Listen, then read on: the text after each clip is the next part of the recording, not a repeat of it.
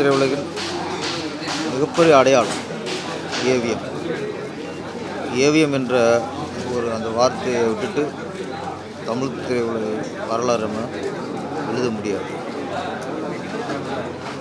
AVM Ayyappa Chettiar அவர்கள் ஆரம்பித்தார். அது அப்படியே சரவணன் சார் தொடர்ந்து படம் பண்ணாங்க. தமிழ் துறையில் ஒரு கமர்ஷியல் படங்கள் முதல்ல ஒரு கமர்ஷியல் படத்தை மிக பிரம்மாண்டமாக கொடுத்தது ஏவிஎம்.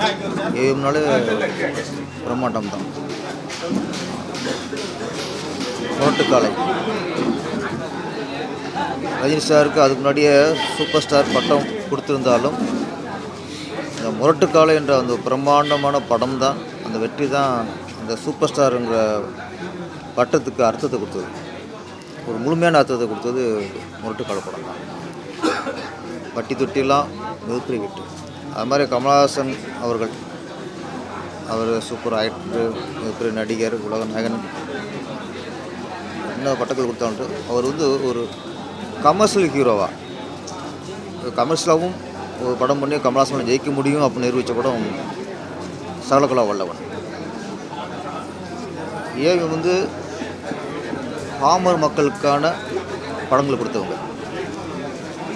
அன்னாடங்காட்சி, உழைப்பாளிகள், தினக்கூலிகள், இவங்கெல்லாம் ஏவிஎம் படத்தை பார்த்தாங்கன்னா வெளியே வரும்போது ஒரு சந்தோஷம் போவாங்க. அந்த படம் அவங்களுடைய களைப்பு, உழைப்பு எல்லாத்தையும் தீர்த்துரும்.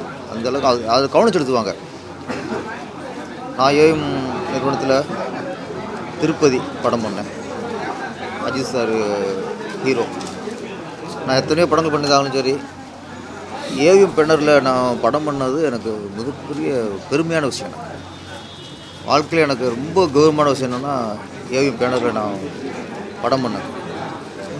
அந்த அங்கீகாரம் கிடைச்சதுக்கு ஏவிஎம் சரவணன் சார் ரொம்ப காரணம். நான் அதுக்கு முன்னாடி திருப்பாச்சி, சிவாசி படம் வெளிவந்த டயத்தில் ஏவிஎம் சார் சரவணன் சார் அழைச்சி எங்கள் படம் பண்ணணும்னு சொல்லும்போது அந்த தருணம், அப்போ தான் நான் ஏவிஎம்மில் நான் கமிட் ஆகும்போது தான் நான் உண்மையிலே சினிமாவில் வெற்றி அடைஞ்சுன்னு நினச்சேன். நான் அது சில இடத்துல அந்த அங்கீகாரம், வெற்றிக்கான அங்கீகாரம். நான் ஏவிஎம் ஸ்டுடியோக்குள்ளே ஃபஸ்ட்டு வரும்போது வர முடியாது. அப்போல்லாம் செக்யூரிட்டியில் நம்ம வீட்டுக்குள்ளே வர முடியாது. நான் எப்படியா ஏவிஎம் ஸ்டுடியோக்குள்ளே உள்ளே போகணுன்னு நினைப்பேன்.